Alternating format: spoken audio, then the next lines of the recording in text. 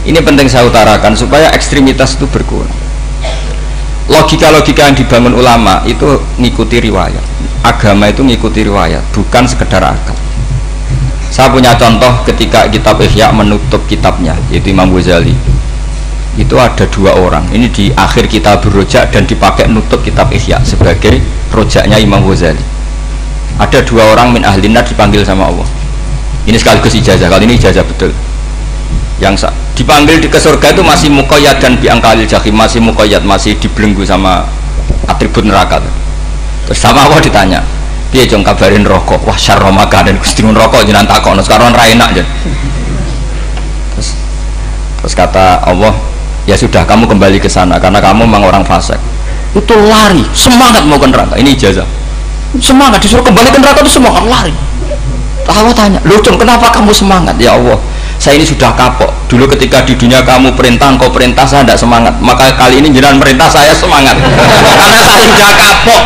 Setiap engkau perintah saya ada lari semangat ke neraka.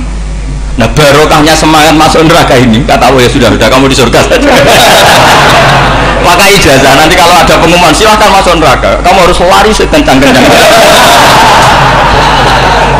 Karena itu perintah Allah apa? Yang ketika kita di dunia kalau diperintah males-malesan. Kalau kamu diperintah sholat subuh jamaah kan males-malesan. Dan itu menjadi kita masuk neraka. Sebagai kafarah itu ya Allah, karena ini perintah engkau, saya tidak males-malesan lagi. Wis ngembaliin rokok, lari semangat. Allah akhirnya harus dimaafkan. Panggil lagi, sudah di surga saja. Barokahnya semangat masuk neraka. Nah ini ijazah ini. Ya diterima ya. Kok enggak semangat terima ya. Yang kedua enggak. Sudah kamu kembali ke neraka, pelengahan gitu. Enggak semangat. Allah dilihat terus enggak semangat. Kenapa kamu toleh? Ya Allah, saya tidak pernah ngira ketika engkau manggil saya ke surga, kemudian engkau kembalikan lagi ke neraka. Ya sudah di surga saja, barokahnya husnudzon. Jadi ini ijazah, kamu milih dua itu, milih yang mana terserah. Artinya apa? Logika kamu itu tidak mesti masuk apa yang dilakukan oleh Allah Subhanahu wa ta'ala. Itu logika kamu kan tidak masuk, tapi Allah yaf'alu ma yasha. Ini penting saya utarakan. Nah tapi orang-orang ekstrim itu maunya nyifati Allah dengan status yu'adzib, yantakim, Jabbar, Qahar. Sifatnya Allah Ta'ala itu 99. Kenapa apa kamu hanya satu? Jadi tetap saja menghadapi fenomena seperti ini tetap laisa laka minal amri syai'un aw yatuba alaihim aw yu'adzib. Sehingga setahu saya Mbah Mun, Mbah Hamid Pasuruan, guru-guru kita, habaib yang alim-alim itu melihat tamu macam-macam ya dilayani semua. Karena ini ngadepi fenomena sosial yang semuanya tidak jelas. Kalau nggak jelas apa? Ya kita bisanya berharap karena afdalul ibadah itu intidharul farad. Kalau belum Islam sekarang kita harapkan nanti. Kalau bapaknya enggak kita harapkan anaknya. Kalau anaknya belum kita harapkan cucunya. Karena agama ini liman kana yarjuwa wal yaumal akhir. Agama ini bagi yang terus berpengharapan, bukan bagi yang putus asa. Ini yang penting saya utarakan. Jadi apalagi Allah sudah punya rencana tadi, yang goblok-goblok di pedalaman Dayak bikin masjid, yang pintar-pintar ramen lomba untuk sangu, untuk umroh. Kira-kira memberi sama mendapat pahalanya keren mana? Memberi. Tapi tidak usah jadi goblok tidak usah direncanakan, sudah terjadi. Jadi makanya saya bela karena sudah terjadi gitu. Tapi tidak usah direncanakan. Nanti terus wah goblok aja cara Gus Bak gak apa-apa ndak. Sudah kadung, ini cuma kita itu iman ya. Jadi karena yang pinter itu yang jumlahnya tidak banyak. Ini kita bully saja. Karena kamu bully pun tetap mulia kan orang pinter ini. Tapi kalau orang goblok gak dibela habis dia. Yang pinter buat dikritik kayak apa kan tetap mulia kan. Lah yang muji sudah banyak, saya ngeritik saja lah. Ini tidak akan jatuh. Tapi yang goblok ini kan nggak ada yang bela. Saya sebagai umatnya Rasulullah, pecinta umat Rasulullah tak bela, tenang saja. Ada hikmahnya apa? Hikmahnya orang goblok. Betul loh, saya itu sering ketemu dokter, ketemu profesor tuh nangis. Tak tanya kenapa nangis. Bapak saya itu petani, saya di Jogja sampai jadi dekan, jadi rektor. Tapi saya sekarang rektor, anak saya sekedar SMP naik itu sudah senang. Nggak dengar kabar ketangkep BNN sudah senang. Padahal saya ini ahli metodologi. Ternyata pinter bapak saya. Karena bapaknya tadi hanya petani bisa menjadikan anaknya profesor, tapi profesor tidak mesti bisa jadi. Anak saya anak SMP aja sudah senang, karena Allah ingin membuktikan pinter kamu itu tidak ada artinya di depan iradatullah. Di depan apa? Iradatullah. Supaya orang tunduk. Lu coba yang jadi ulama tabi'in itu rata-rata abnaul mawali, anaknya budak yang dimerdekakan. Karena Allah seperti itu. Ada yang tokoh yang tadi zuriyatam ba'duha min ba'd, itu harus kita jaga. Saya termasuk orang yang ditakdir punya mbah-mbah alim, itu juga harus dijaga. Yang enggak alim peluangnya masih banyak sebanyak-banyaknya. Asal tadi lewat jalur sregep, dan kalau bodoh ngaji saya nanti. Tak ajari Rabbana ma khalaqta hadza batin. Karena ayatnya gitu, min dzurriyyati Adam wa mimman hamalna ma'anu wa min dzurriyyati Ibrahim wa Israil. Terus terakhir ditutup wa mimman hadaina wajtabaina. Itu umum. Tidak jalur nasab, siapa saja yang hadaina wajtabaina. Ini penting saya utarakan, jadi ini sebagai penutup tak baca teks Arabnya supaya kita dapat barokah jami'ul kalim.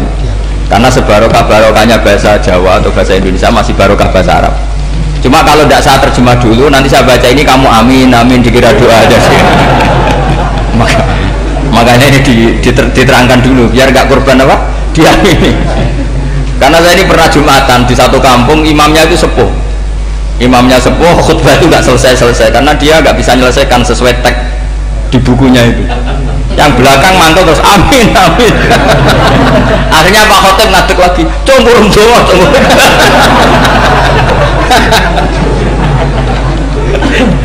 Ini masih teks Arab, yang belakang sudah apa? Amin amin. Ya saya baca. Yang disemak. Bismillahirrahmanirrahim. Warwiya anak Arabian ja'ahu yatlubu min husay'an fa'atah summa qala ahsantu ilaika. Dikasih sesuatu ya tadi saya contohkan, misalnya dikasih hanya 10.000. Qala al-arabiyullah wala ajmalta, kamu ya belum berbuat baik. Fa ghadibal muslimun wa qamu ilaihi. Orang-orang Islam marah besar karena Nabi dikomentari la ajmalta, kamu tidak orang baik. Fa asyara ilaihim an kuffu, kata Nabi jangan kamu pukulin. Kalau di Madura sudah tuntas tuh kena celurit itu kalau. Sumakoma kalau di MA tadi ya, di Madura asli tadi ya. Sudah tuntas. Sumakoma wa dakhala manzilahu. Setelah itu terus arsala ilahi sallallahu alaihi wasallam wa zadahu syai'an.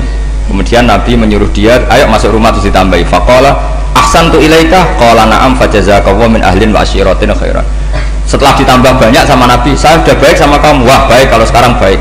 Itu mengatakan baik karena ditambah uang, bukan karena dari nuraninya, karena ditambah uang, ditambah duit, amplopannya ditambahin.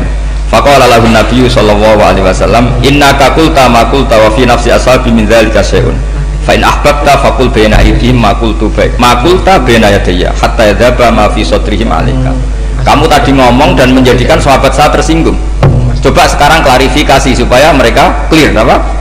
Itu menunjukkan klarifikasi itu termasuk wataknya Rasulullah Shallallahu Alaihi Wasallam. Tadi kamu menyinggung saya di depan umum, maka sekarang kamu muji saya juga harus di depan umum supaya clear, supaya mereka tidak punya perasaan macam-macam. Sudah akhirnya qala na'am falamma kana al-ghadu abil asyu ja'a faqala sallallahu alaihi wasallam inna hadzal arabiyya qala ma qala fazidnahu fazama'nahu radiya kadzalik qala na'am fajazakallahu min ahlin wa asyiratin khairan. Terus faqala Nabi sallallahu alaihi wasallam, ini penting ya bagi semua dai, bagi semua ustaz, masali wa masalu hadza masalu rajulin lahu naqatun syaraddat alaihi fattaba'an nas wa fa'atba'an nas falam yaziduha illa nufuran fanadahum sahibuha khallu baini wa baina naqati fa inni arfaqu biha minkum. Jadi namanya unta, sapi atau kuda itu lebih terbiasa sama pemiliknya, sama orang lain, sama pemiliknya. Kalau orang lain ikut mantu ketika berat malah tambah lari. Sama kiai sama umat tuh, kalau kiai kan punya syafaqah sama umat, maka inginnya umatnya dimaafkan. Tapi kalau kubu sebelah inginnya mengkafirkan, mendosakan, membid'ahkan, itu bisa diharap nggak umat mau kembali, malah lari. Makanya saya pernah ngalami ini serius. Ada orang tukang ngafir-ngafir nawang NU gitu. Di majlis, satu majlis dengan saya. Singkat cerita, semua NU pinter. Waya jamaah duhur itu waya sholat. Ayo jamaah, aku gak sholat. Kenapa? Kafir sholat bar. Gak wajib bang kafir sholat. Tidak usah kafir, sholat saja. Mereka itu kan omongannya ta'arud, mengkafirkan kita tapi mewajibkan kita sholat. Sholat wajib nggak bagi orang kafir? Nggak wajib. Berani nggak mereka mengatakan yang dikafirkan nggak perlu sholat karena sudah kafir? Berani nggak kira-kira? Nggak berani. Jadi omongan mereka itu paradoks semua. Karena memang nggak pernah ngaji. Nggak pernah apa? Nggak pernah ngaji. Ngajinya betul-betul. Nggak pernah khatam tadi. Ya, jadi kata Rasulullah, fa inni arfaqu biha minkum wa a'lam fatawajjahala baina yadayha fa akhudhala minkum mil ardi faradda hatta ja'at wastana wa shadda 'aliya rahlaha wastawa 'aliya wa inni law taraktukum kaqaulihi. Terus ya sudah seperti itu. Faradda hatta ja'at wa shadda 'aliya rahlaha wastawa 'aliya wa inni law taraktukum saat terus itu walhasil itu terusannya hadis itu, kalau saya membiarkan dia dengan keyakinannya tadi mengkritik saya dan dia mati maka dakholan. Jadi intinya gini, seneng Nabi dibayar itu sah. Seneng Nabi dibayar itu sah.